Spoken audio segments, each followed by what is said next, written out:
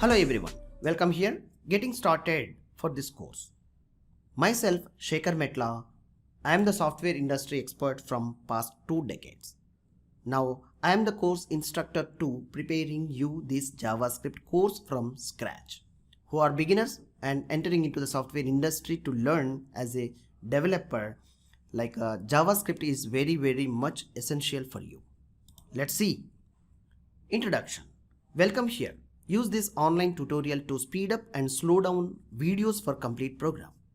Learn at any time from anywhere using internet connected mobile or computer system. Make sure to use of FAQs and practical exercises to get more information. How to get help? Yes, check with your knowledge using documents. For instance, quick help, Google or Stack Overflow search engine techniques. Submit your questions on Ask QA forum for detail on what you have tried with the screenshot of error code practice.